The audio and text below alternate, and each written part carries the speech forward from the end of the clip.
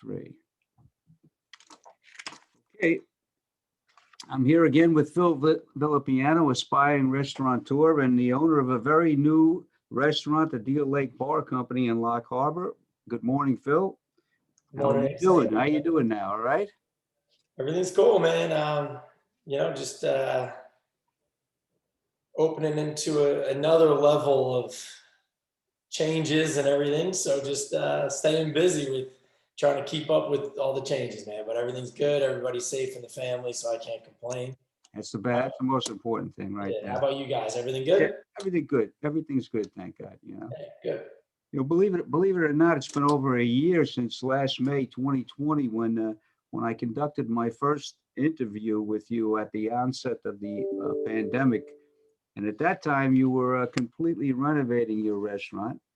Your construction project had been stopped by the government mandate, and you had no idea when you were finally going to be open, if you could ever open at that time. And that had to be a lot to digest for a first-time restaurant owner. Yeah, it was. The good thing is I wouldn't know it any other way, I guess. So we just rolled with whatever punches we had to do. But we ended up opening right the Thursday of Labor Day weekend. So that was fun. We were as busy as we could be at that point. That was also the day. I think that Friday is when they went to 25% indoor. Not too many people were thrilled about going indoors, so it didn't add too much. But we had the patio that we have year round, and then we were able to extend into the parking lot. The town was great working with us to get that done and everything all in line in time. So we kind of had the two dining rooms between the patio and the parking lot. So it was fun. It kind of got us going quickly, which was good because everybody wanted to be outside, but obviously not nearly what we could be doing when all is back to normal. And then on the construction side, it was interesting. Getting shut down. But I believe last time we spoke, it was some projects could continue, but some couldn't, and it was just kind of like it is now with the restrictions coming and going inside the restaurant. Even then, it was just trying to keep up. Just whatever they say you could do, you just have to be ready to react and then act. But we got through it, and it was a lot of fun to open. Especially Labor Day weekend was, you got through the hard part. You got through the hard part first, and you got a few good months of weather, but you probably weren't able to take advantage of the football season too much with the no seating at the bars, the limited occupancy. But hopefully things are going to change and they're going to get better. When you initially planned this restaurant, there was no pandemic, and I think you closed on the restaurant in October 2019. I know you had a business model, you had plans for the facility at that time. What changes, what alterations did you have to make, with the limitations on occupancy, the closures, et cetera, to the plans that you initially conceived? The one good thing about the timing, we opened after other people were kind of the guinea pigs. So we learned a little bit of just what to do off the bat. We went to other restaurants, talked to other restaurateurs and high-level executives, and kind of followed the lead. But a lot of the modifications we had to make are actually still in place until I think we'll probably get into it. But this coming Friday, there's really no bar seats. So right off the bat, we lose a third of our seating. So then we just had to find ways to kind of shrink it down to the 25, then 35%, then 50%. And there's just the 6 feet social distancing kind of took care of itself with that as well. We just can't have the amount of tables. So we are right at 50% now. And minus pretty much all we had to do was just put little signs on tables saying you can't sit here, you can't sit there. And then as the percentages went up, we just took those signs away because the tables all the distancing, like I said, just took care of itself. Other modifications, I mean, you know, business model, staffing, all those things, you know, budgets kind of out the door. We didn't really, who knew what we were going to get into for the first year. So we're just happy to be staying in business and making any dollars we possibly can. Staffing, you know, going from needing at a full bar on a busiest day, you know, a Saturday night, we could have up to 4 bartenders back there. For quite some time, we've only needed just a service bartender to handle the tables, the dining tables, you know, all those little things. Then you get into now, how do you keep that staff? Because we feel we did a really great job hiring really good veteran people, and without shifts, they have no allegiance to us, you know? So we've been juggling that, you know, pretty much the staffing has been the toughest part. You know, staying on top of social media or any kind of marketing efforts we want to do. I mean, that was happening regardless, right? So, you know, we feel like we've been able to get the most out of the customer base that's willing to go to restaurants at this time.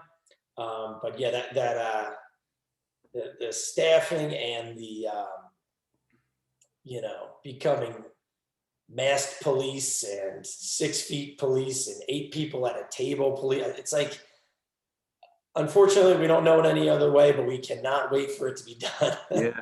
Did you have to modify your initial menu at all, or did you have to create like a takeout menu that you didn't think about when you were going to open originally?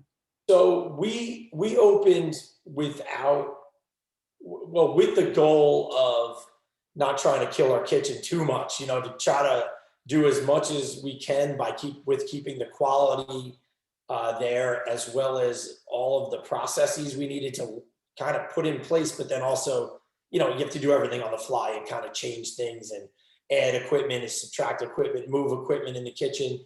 So we didn't jump right into adding the to-go, because that could possibly be like adding a whole nother dining room if it really takes off. And we were a little hesitant about that. So then as we developed, we got into the DoorDash scene and the to-go, you know, the takeout to-go kind of marketing that.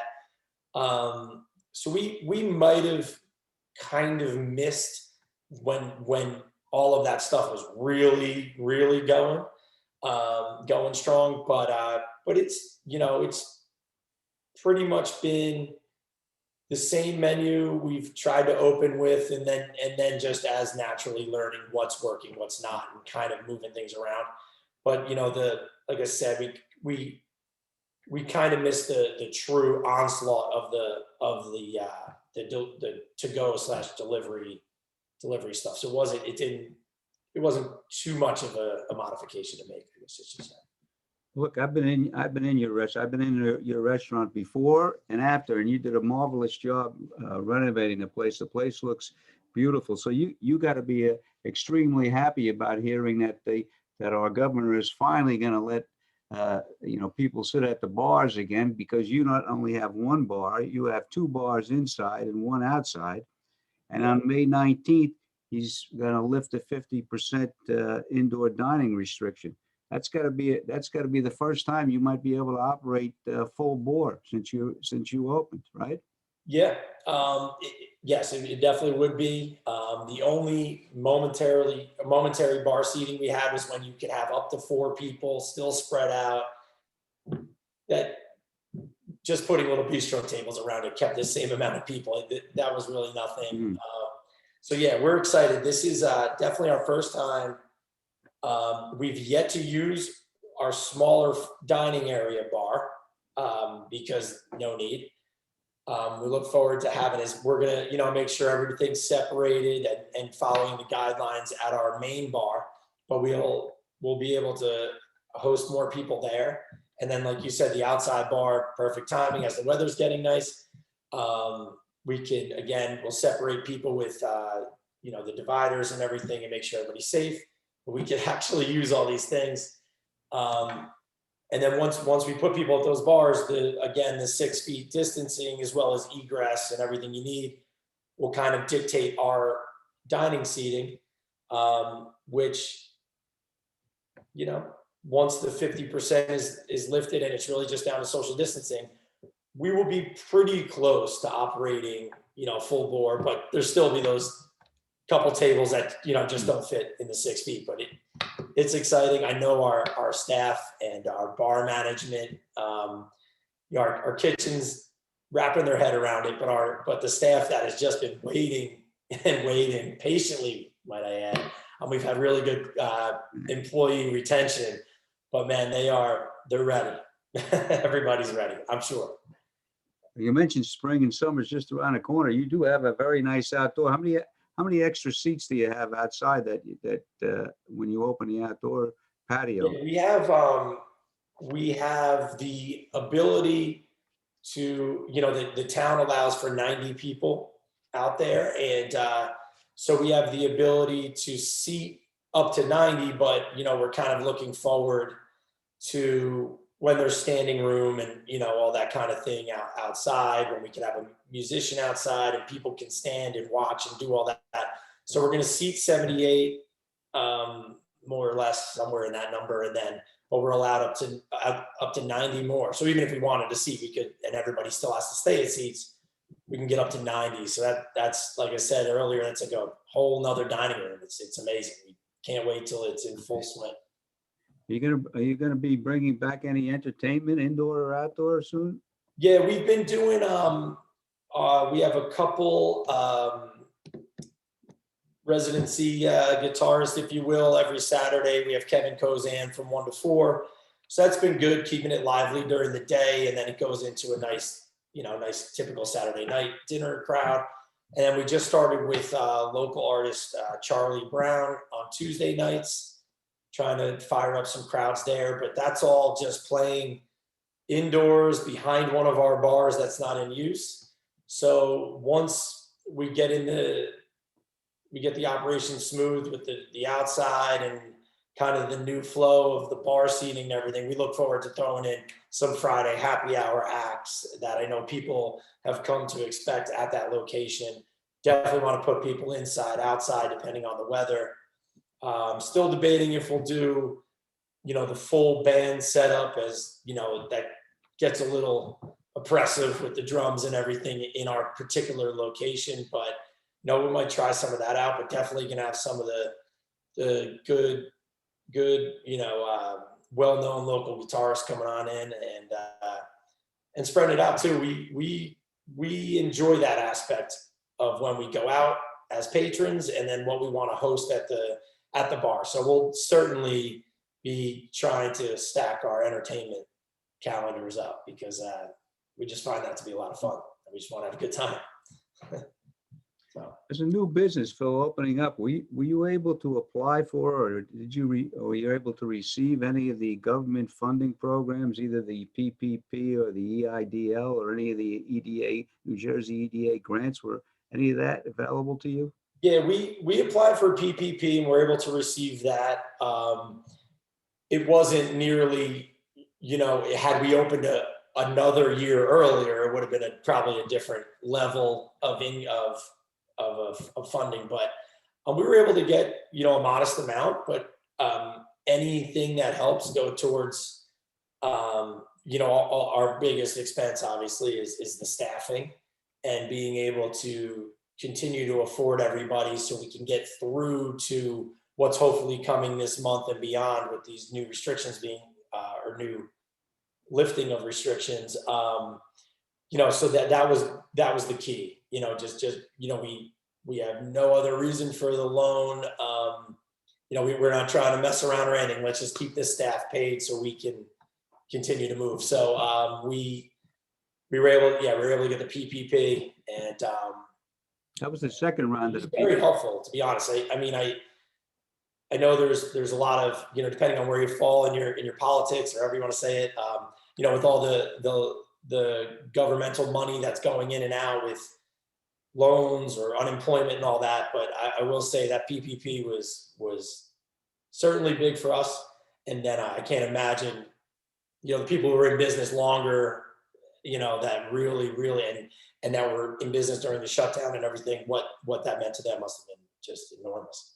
How was it? You got the second round of the PPP. Yeah, second round. Yeah, You weren't able to apply for the first one, right? Yeah, nothing to show.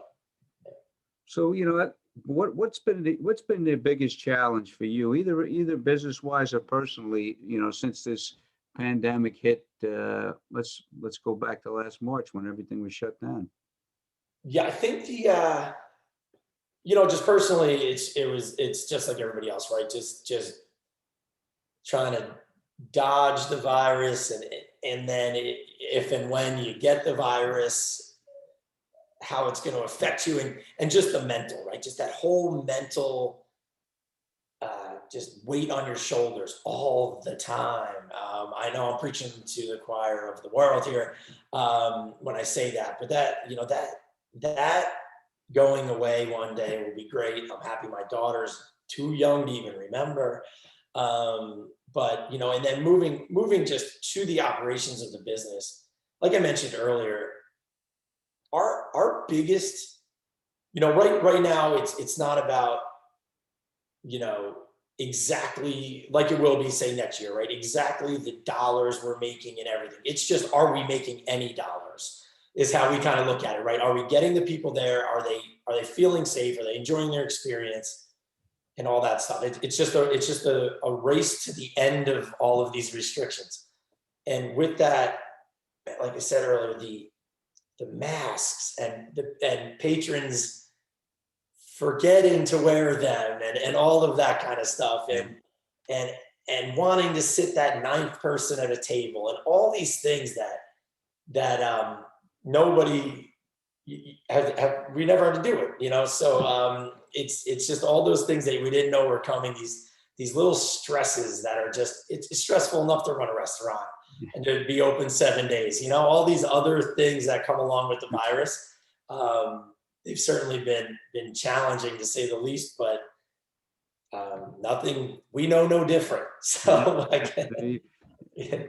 so how about now at the present day? What's the biggest challenge you're facing in your business right now? Yeah, now it's to be honest, again, I think I feel like I'm reading out of a newspaper by saying all the same things as everybody, but it's true. Staffing. There are reasons that, with the shutdown and people not being able to work and finding an opportunity possibly to move on from the industry maybe, or having the ability to work on other personal and professional projects while they're collecting unemployment, or whatever the reason is, that there seems to be a huge shortage in staff, especially in our kitchen. They are working tirelessly while we keep trying to staff up. It's a little bit more specific of a job back there, not so much like, hey, let's just train you to serve a table or something like that.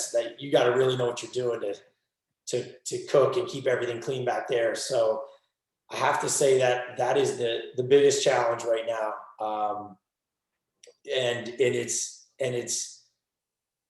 the headache of hiring. I mean, it's not easy to hire people, and in general, in a great market, not only now trying to find the people and then supply and demand, there's nobody's a dummy out there. They understand that all of a sudden I can make 16 before, maybe I'm making 19 an hour now, or whatever those numbers are. That's not the point, but it's tough. So it's going to be tough monetarily too, because once you're in at a certain number, you're not going down. Yeah, sure. So we only have to hope that our numbers go up in sales just to carry the new staff. So it's an every minute of every day challenge right now. And hopefully staff members will start seeing, as the bars start making their money again, they'll be able to pay people again, and they'll understand, hey, I did enjoy my job in the restaurant industry. I'm going to head back there and see what's out there, and we can get some of these quality candidates back in the door. Right now, it's a challenge for sure. Yeah. Well, look, you can't blame some of these people. I know a lot of them want to take the summer off because they're getting the extra unemployment. So that's not a good thing. But, the bartenders with the bar closed, they weren't making any money. They probably had to find work elsewhere. And, like you said, now it's a flip of the coin. Do I go back to Yeah. or am I happy where I landed, So Yeah. you Did I get good. find it? Did they find a 9 to 5 that gives them weekends off and they don't work till 3 in the morning anymore? And they make the same amount of money, or like you said, some people will just take advantage of, hey, I'll get back to it in September. Yeah. I don't know. You No. think this is a short-term problem for the restaurant industry, or is it going to be a long-term problem getting help? Um, with that, you gotta hope that there's a reason all of these people got into the industry. The interest in their craft. There's going to be more people, you would hope, the next generation, if you will, the next graduates into the market, the job market. Hopefully, they find enjoyment there, and we're back to normal where they can make the money. Um, so that's the optimistic way to look at it. Hopefully, with the people that kind of left, there's more coming in behind them.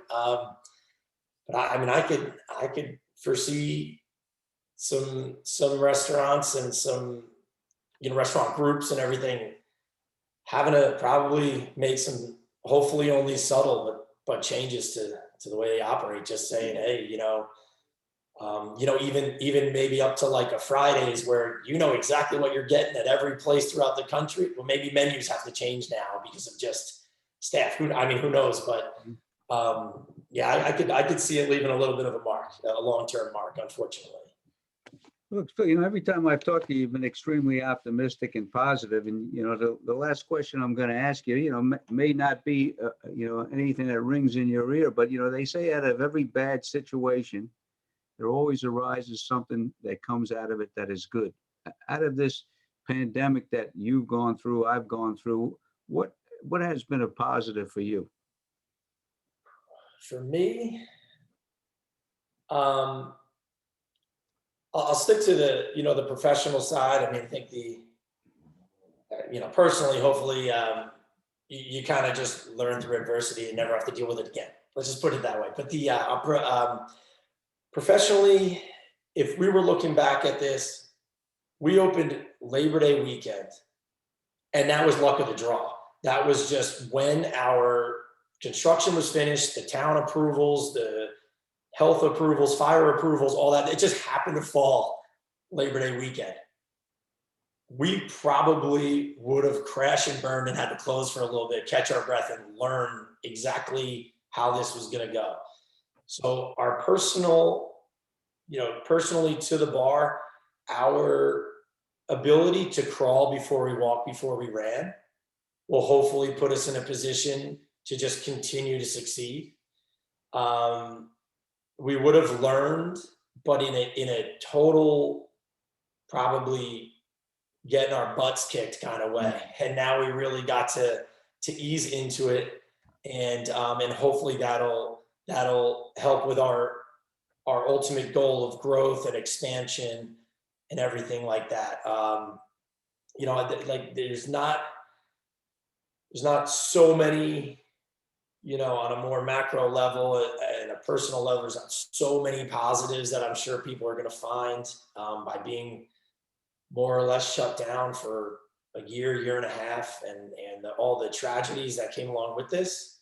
So like I said, I'll just stick to the micro of just our business. And I think that's the positive that we really, as first timers, really got to learn, and you don't know what you don't know, so we got to take it in at a somewhat reasonable speed, not, even though we learn something new every day still, it doesn't matter. Yeah. Look, you know what, I said it before, I'm really wishing you the best over there. It's a local, my favorite local place. I can walk to it from my office. I can walk to it from my home. I'm looking forward to the bars open again because my favorite seat is coming in and sitting at the bar. So you'll be seeing me in there soon. I appreciate the time that you put in today, and I wish you the best. And God bless you and your family. Great. Thank you so much. I appreciate it. And good luck to you guys too. All right. All right, Phil, have a great day. Thank You you. too.